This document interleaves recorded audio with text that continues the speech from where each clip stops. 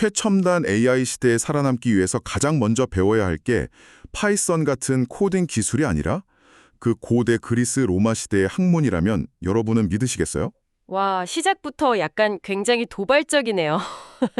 사실 지금 당장 챗 GPT나 뭐 클로드 최신 버전을 어떻게 쓰느냐가 훨씬 더 급해 보일 텐데 말이죠. 아, 그렇죠. 저도 솔직히 처음엔 딱 그렇게 생각했거든요.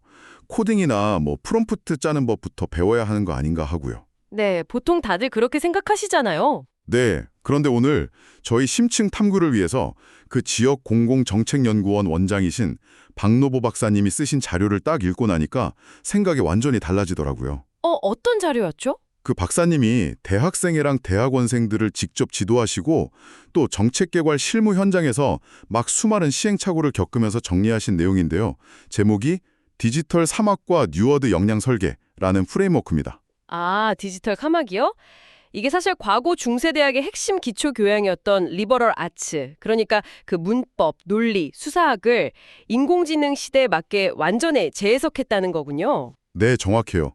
요즘 막 정보는 매일 폭포수처럼 쏟아지고 AI는 뭐 물어보면 1초 만에 완벽해 보이는 답변을 뱉어내잖아요. 그렇죠. 진짜 순식간에 써주죠. 네, 근데 여기서 우리가 그 정보 과부하에 압도당하지 않고 오히려 AI를 나만의 지적 증폭기로 활용하는 구체적인 로드맵을 다루고 있는 겁니다. 오, 지적 증폭기라는 표현 참 좋네요.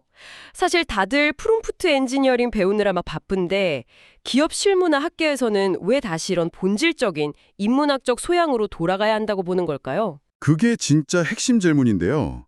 프롬프트 엔지니어링의 본질을 약간 코딩 기술로 오해하기가 되게 쉽거든요. 근데 사실 그 핵심은 언어 능력, 그리고 논리적 사고력이라는 거죠. 아, 그러니까 AI한테 명확하고 구조적인 질문을 던지는 능력이요? 맞아요. 우리가 질문을 약간 모호하게 던지면 AI는 그 빈 공간을 막 채우기 위해서 그럴싸한 거짓말, 즉 환각 형상이라고 하죠. 할루시네이션을 일으키잖아요. 네네, 맞아요. 진짜 아는 척하면서 거짓말 엄청 잘하죠. 그렇죠. 그래서 SK텔레콤이나 삼성전자 같은 주요 기업들이 최근 사내 교육 트렌드를 확 바꾸고 있는 것도 딱 같은 맥락이라고 하더라고요. 어떻게 바꾸고 있는데요? 단순히 막 툴을 다루는 실무 기능 교육에서 복잡한 상황의 맥락을 딱 파악하고 문제를 구체화하는 인문학적 소양 교육으로 무게중심을 옮기고 있는 거죠. 아, 듣고 보니까 제가 비유가 하나 떠오르는데 자동차로 치면 AI가 시속 300km로 막 달릴 수 있는 엄청나게 빠른 최신 스포츠카인 거잖아요. 오, 네네. 스포츠카 좋죠. 근데 인문학적 사고나 이 질문하는 능력은 그 차가 절벽으로 떨어지지 않고 목적지까지 제대로 가게 해주는 운전대나 내비게이션 같은 거네요. 와, 진짜 찰떡 같은 비유네요. 아무리 엔진이 막 짐승 같아도 운전할 줄 모르면 바로 대형 사고가 날 테니까요. 그쵸. 그 스포츠카 비유를 그대로 가져와서 좀 더 생각해 보면 운전대를 잡고 방향을 통제하지 못하는 직원은 결국 AI가 막 무작위로 생성해내는 결과물에 계속 끌려다니게 될 수밖에 없거든요. 아, AI가 가자는 대로 그냥 질질 끌려가는 거군요. 맞아요. 반면에 AI한테 우리 회사의 상황이라는 정확한 맥락을 부여하고 거기서 진짜 의미 있는 통찰을 딱 뽑아내는 직원은 완전히 다른 차원의 성과를 내는 거죠. 그렇죠.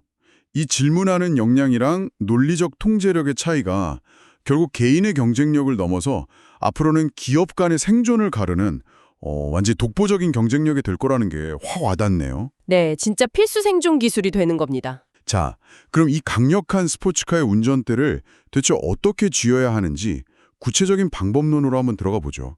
그 방대한 데이터의 늪에서 우리가 길을 잃지 않으려면 어디서부터 시작해야 합니까? 자료에서는 이 첫 단추를 문법이라고 부르더라고요. 그래머. 아, 문법이요? 근데 우리가 학교 다닐 때 배우던 그 주어 찾고 동사 맞추는 그런 어학 문법은 아닐 테고요. 네, 당연히 아니죠. 여기서 말하는 문법은 그냥 텍스트 구조를 분석하는 규칙이 아니고요.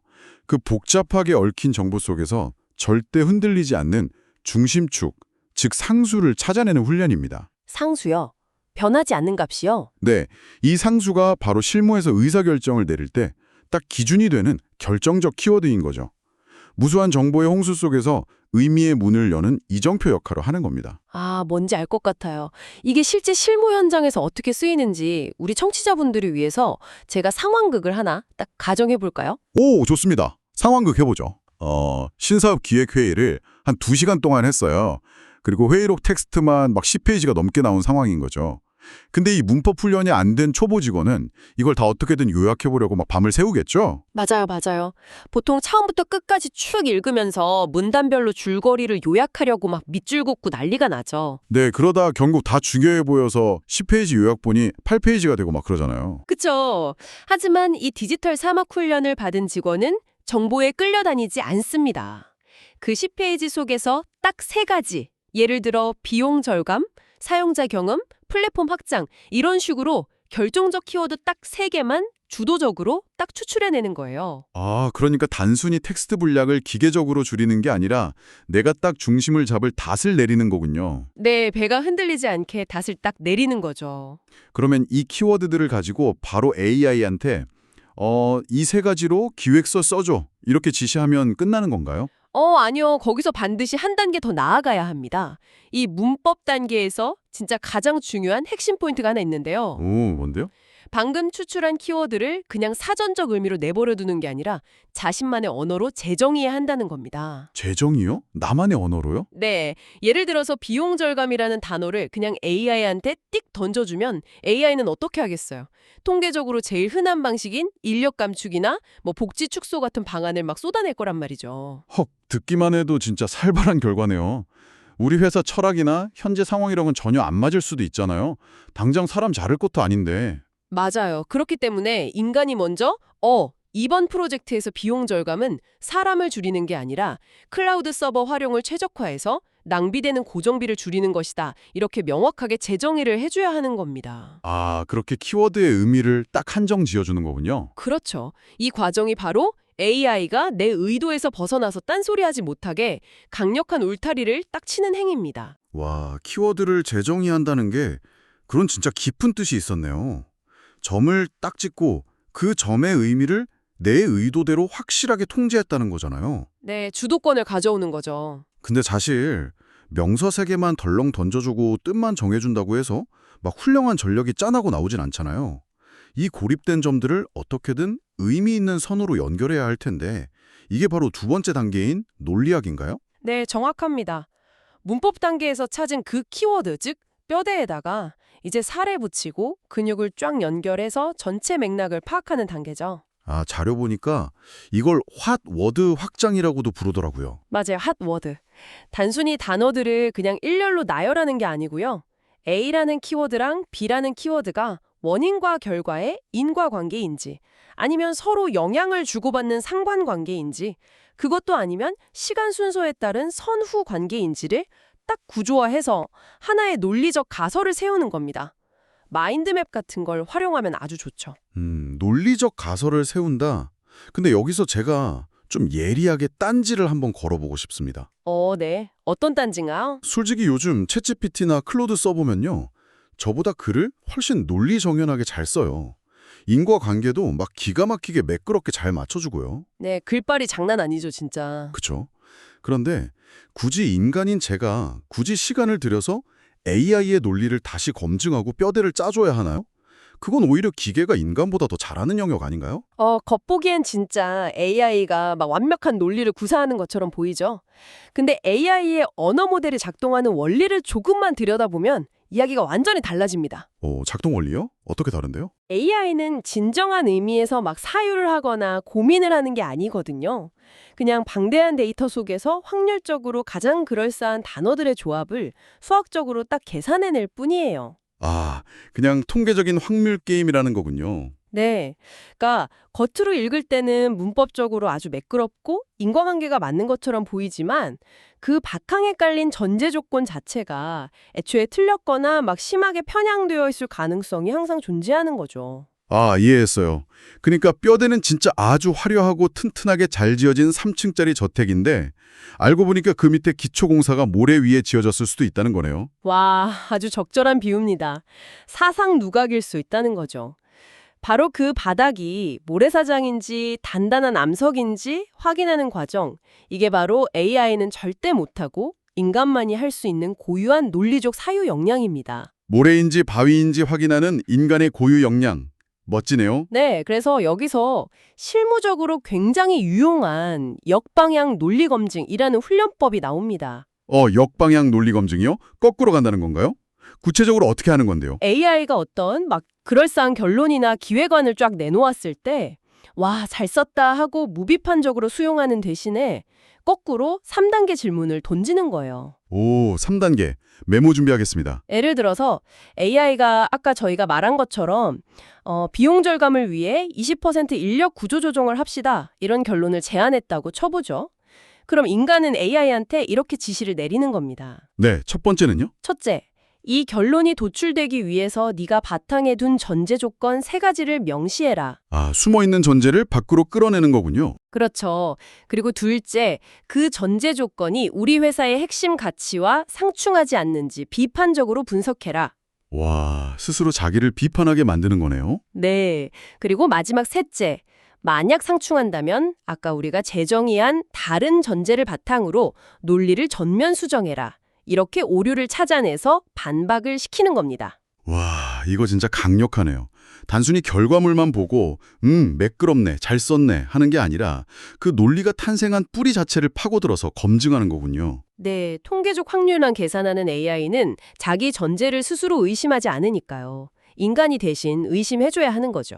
확실히 전제 조건의 타당성을 의심하는 건 AI가 대체할 수 없는 진짜 인간만의 고유한 영역이라는 게 팍 와닿습니다. 자, 그러면 우리가 데이터에서 나만의 키워드를 찾았고요.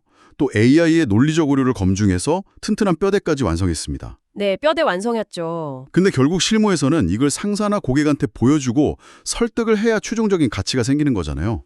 나 혼자 안다고 끝나는 게 아니니까요. 맞아요. 구슬이 서말이어도 깨어야 보배죠. 그래서 마지막 3번째 단계인 수사학이 필요한 겁니다. 레토릭. 수사학, 말을 예쁘게 꾸미는 건가요? 단순한 포장이 아니고요. 정리된 그 논리적 구조를 바탕으로 상대방의 마음을 진짜 움직일 수 있는 언어로 완전히 재구성하는 능력입니다. 이 자료에서는 이걸 뉴워드 창조라고 부르더라고요. 뉴워드요. 새로운 단어라는 뜻이죠? 네, AI가 뽑아준 약간 기계적이고 건조한 분석 결과 있잖아요.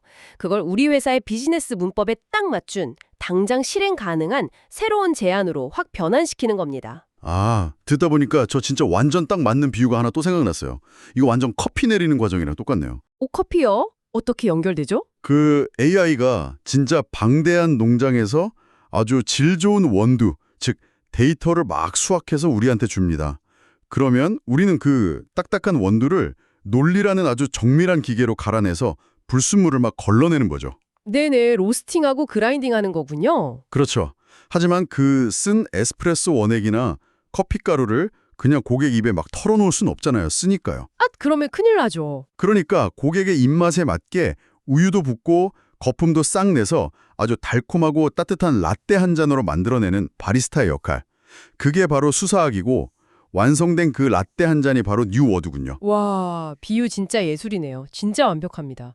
그 라떼 비유를 조금만 더 연장해 보자면요. 네네. 똑같은 에스프레소 샷을 기반으로 하더라도 고객이 누구냐에 따라서 어떤 분한테는 시원한 아이스 아메리카노를 드려야 하고 어떤 분한테는 부드러운 카푸치노를 내어드려야 하잖아요. 아, 사람마다 취향이 다 다르니까요. 실무에서도 정확히 똑같습니다. 이걸 훈련하는 방법론이 바로 페르소나 글쓰기라는 거예요. 페르소나 글쓰기요? 아까 그 논리적 뼈대는 그대로 두되 보고서 읽는 대상에 따라서 옷만 바꿔 입힌다는 뜻인가요? 맞아요. 예를 들어서 이 보고서를 읽을 사람이 재무팀이다. 그러면 철저하게 비용 효율성이라는 페르소나를 딱 입혀서 팩트와 숫자로 설득을 해야 하고요. 아, 재무팀은 숫자 좋아하니까? 그쵸. 근데 만약 대상이 마케팅 팀이다. 그러면 고객 경험 확장이라는 페르소나로 감성을 좀 자극하면서 스토리를 풀어가야 하죠. 완전 이해됐어요. 같은 팩트라도 누구한테 말하느냐에 따라 전략이 달라지는 거군요. 네. 그리고 수사학에서 또 하나 진짜 중요한 훈련이 있는데 추상적인 데이터를 구체적인 비유로 바꾸는 연습이에요. 비유로 바꾼다고요? 방금 제가 한 커피 비유 같은 건가요? 네, 비슷해요. 실무회의에서 그냥 건조하게 이번 분기 매출이 20% 하락했습니다. 이렇게 말하는 거랑 네네. 이번 데이터는 폭풍 전의 고요와 같습니다. 선제적 대응 구조를 당장 짜야 합니다. 이렇게 상황의 맥락을 아예 한 문장으로 규정해버리는 것은 설득력에서 엄청난 차이를 만들거든요. 와, 후자는 진짜 듣자마자 등에 식은땀이 딱 나면서 당장 뭐라도 해야 할 것 같은 기분이 드네요. 그쵸. 그리고 보고서를 작성할 때 구조적인 팁도 자료에 있었는데 이거 아주 실용적입니다. 보통 우리 실무에서 보고서 쓸 때 어떻게 하죠?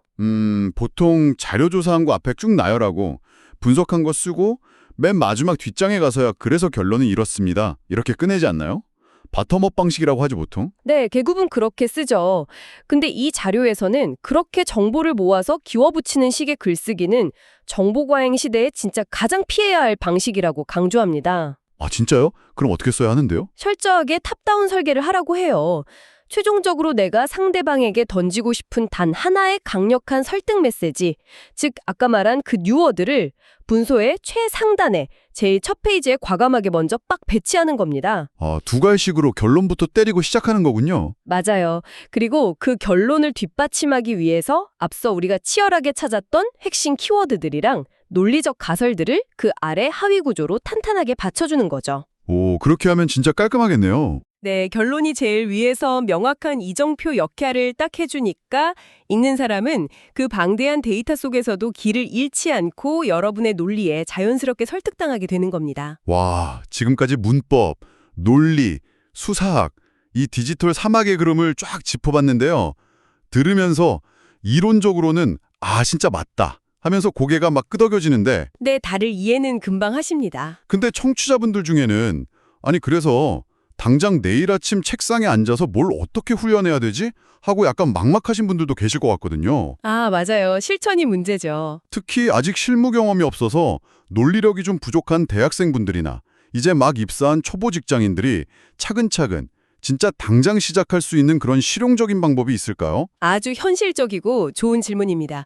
그래서 이 박로보 박사님 자료에서는 매일 딱 10분씩 실천할 수 있는 데일리 트리비움 루틴을 강력하게 제안하고 있습니다. 오, 데일리 트리비움.